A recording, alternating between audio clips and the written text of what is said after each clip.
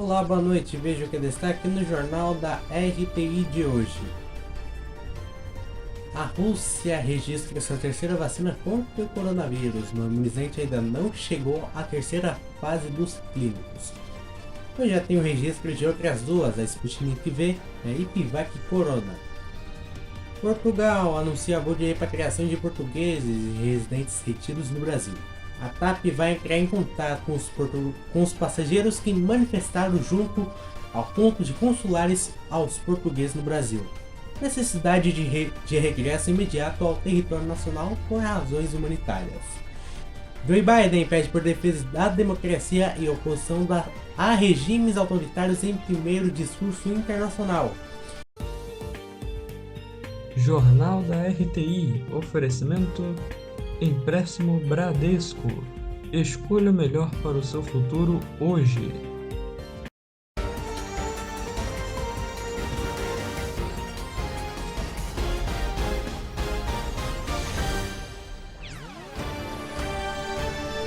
Olá, boa noite. A Rússia registrou sua terceira vacina contra a Covid-19, onde foi anunciada pelo primeiro-ministro Mikhail Mishustin neste sábado. O imunizante ainda não chegou à fase final dos testes clínicos. A Rússia já registrou sua terceira vacina contra a Covid-19, anunciou o primeiro-ministro Mikhail Mishustin neste sábado. O imunizante ainda não chegou à fase final dos testes clínicos. A partir de meados de março, as primeiras 120 mil doses estarão disponíveis. Hoje, a Rússia é o único país que tem 3 vacinas, comemorou Mishustin em uma reunião de gabinete. Chamada de Covivac, este imunizante foi fabricado pelo Centro de Pesquisa Chumakov, em Moscou. Vale destacar que a Rússia já registrou a vacina Sputnik V em agosto e Epivac Corona em outubro, e já está vacinando sua população. O registro da Covivac supõe que passará para a fase 3 dos testes clínicos prevista para março, com 3 mil pessoas, segundo fontes oficiais. Diferentemente das 2 primeiras vacinas, esta usa um vírus inativado, uma tecnologia mais tradicional. O Ministério da Saúde explicou que é uma vacina recomendada para pessoas entre 18 e 60 anos. O primeiro imunizante do país, o Sputnik V, teve um anúncio considerado rápido demais e despertou suspeitas internacionais.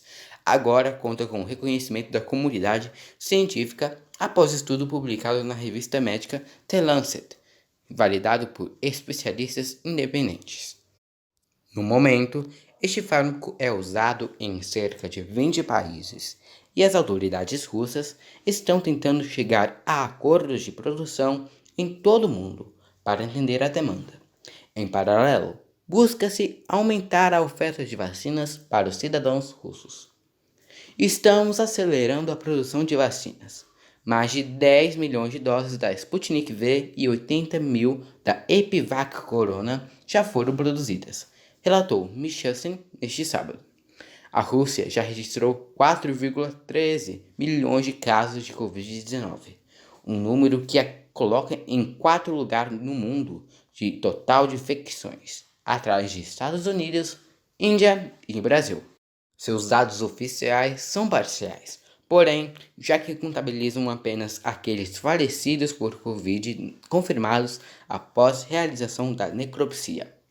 Na quarta-feira, o país registrava oficialmente mais de 82 mil óbitos pela Covid-19, mas no final do ano passado, o escritório russo de estatísticas declarou que havia 162 mil mortes no território ligadas ao coronavírus. O presidente dos Estados Unidos, Joe Biden, pediu por defesa da democracia e oposição aos regimes autoritários nesta sexta-feira, dia 19, em sua estreia mundial na Conferência de Segurança de Munique, transmitida de forma virtual por conta da pandemia de Covid-19. O presidente americano diz também que é preciso provar que um modelo democrático e atual não uma relíquia histórica. Disse ainda que a democracia é a melhor forma de cumprir a promessa de um futuro.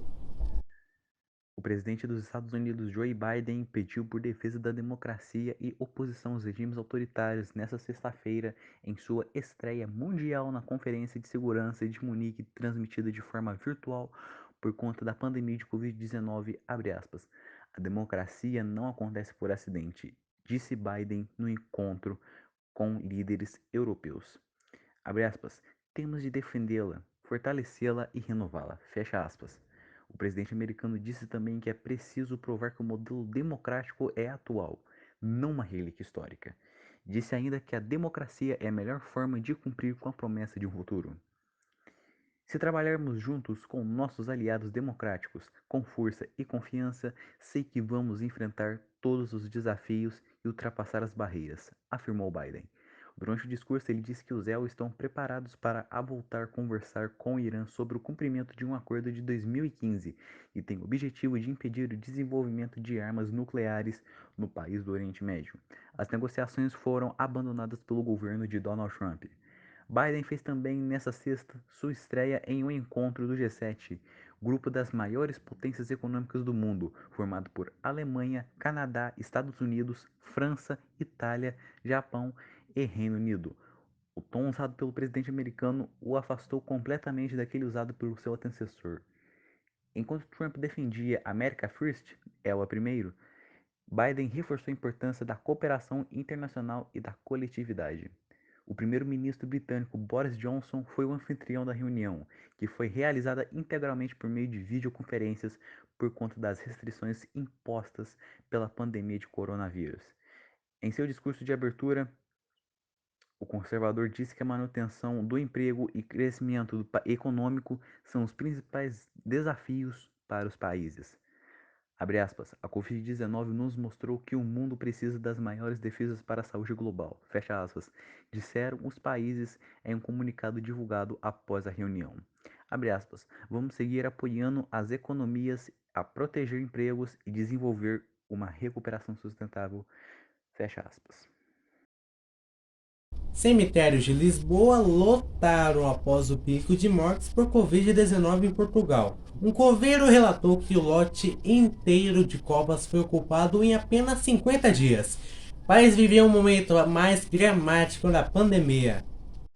Estamos sobrecarregados, lamenta Ricardo Pereira, compactando o solo argiloso entre as sepulturas escavadas no maior cemitério de Lisboa, capital de Portugal, rapidamente preenchido com vítimas da Covid-19 e identificados por um simples número. Este lote foi ocupado em cerca de 50 dias, enquanto normalmente demora quase um ano, explica a AFP de Panamão, o coveiro de 36 anos que trabalha no cemitério do Alto de São João. A jornada de trabalho da sua equipe começa com o sepultamento de 2 pessoas sem recursos de um centro social de Lisboa, suspeitas de terem morrido por Covid. Especifica Fausto Caridade, responsável pelo cemitério. Assim, quando o carro fúnebre chega, sem o acompanhamento de familiares, os 4 trabalhadores do cemitério vestem o traje de proteção para o sepultamento dos mortos de Covid. Máscara, luvas azuis e combinação branca que os cobre da cabeça aos pés. Os 2 caixões são colocados lado a lado, enquanto quase não há lugares disponíveis nesta seção do cemitério, onde as sepulturas se distinguem apenas pelo número escrito, em uma pequena placa plantada na terra recém-mexida. No corredor central dessa seção, aberta no final de dezembro para acomodar a maioria dos mortos da Covid-19, coroas de flores ainda frescas se amontoam enquanto uma escavadeira está pronta para retomar o serviço para cavar novas sepulturas.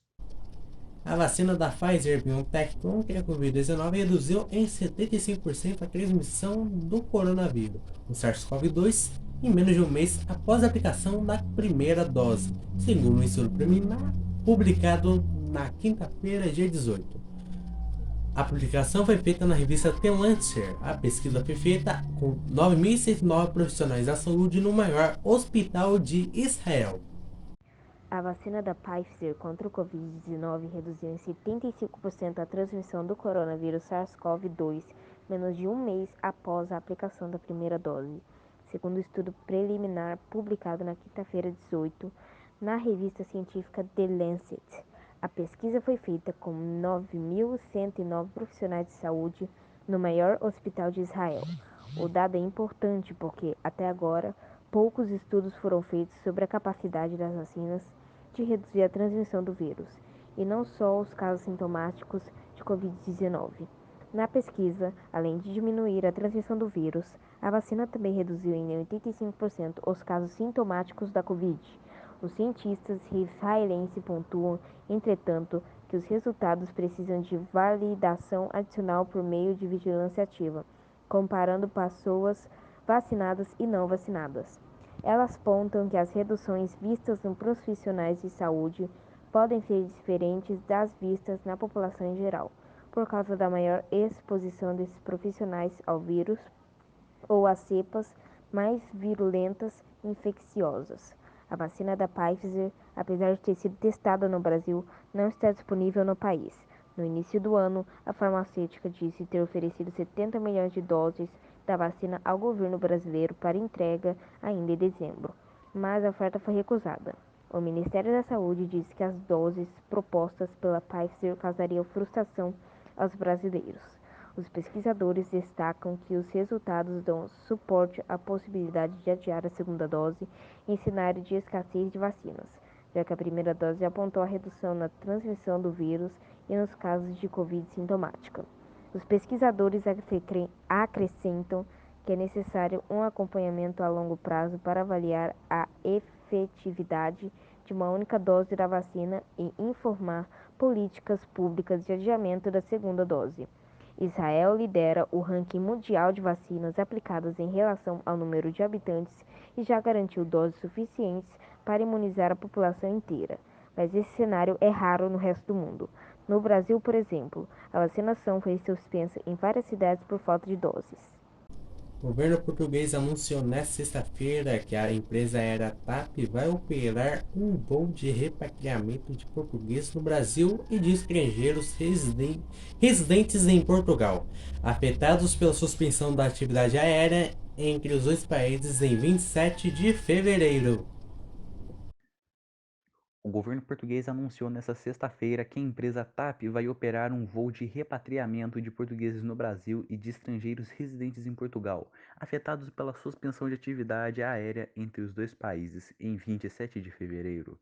De acordo com o site do Jornal Público, citando o Ministério de Assuntos Estrangeiros, a TAP vai entrar em contato com os passageiros que manifestaram junto a postos consulares portugueses no Brasil necessidade de regresso imediato ao território nacional por razões humanitárias. Os passageiros do voo terão que apresentar resultado negativo de teste PCR para a Covid-19, realizado no máximo 72 horas antes do embarque, com exceção de crianças de menos de 2 anos.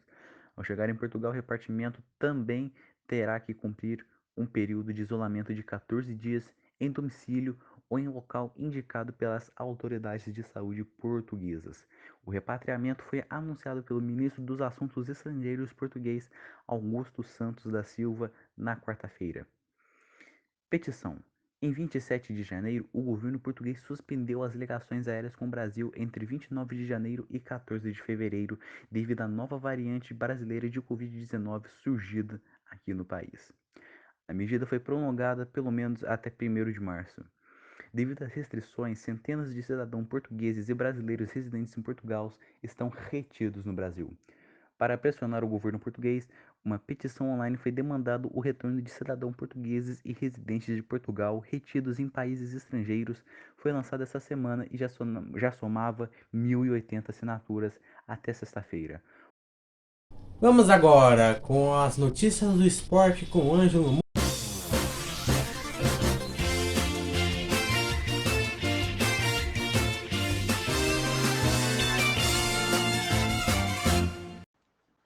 Boa noite, eu sou Ângelo Mitkevich, sejam muito bem-vindos à área dos esportes.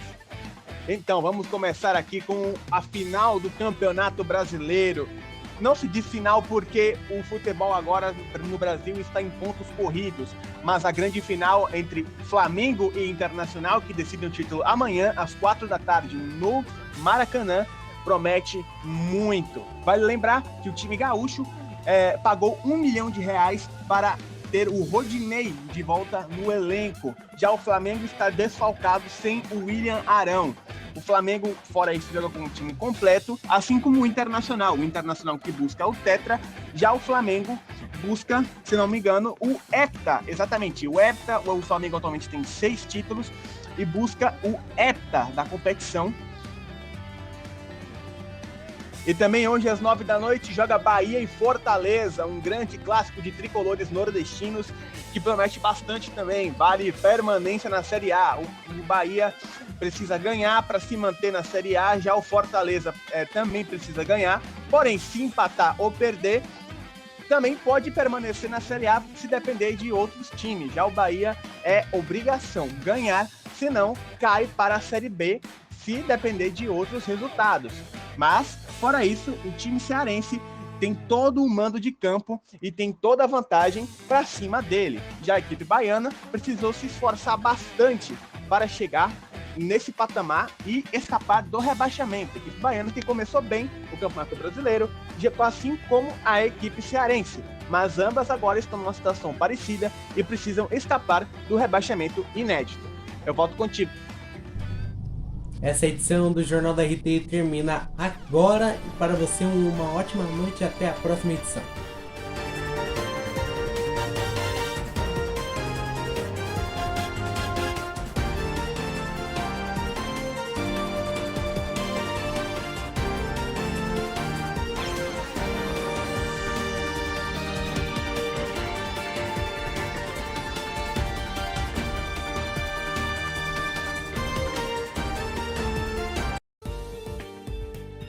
Jornal da RTI, oferecimento Empréstimo Bradesco.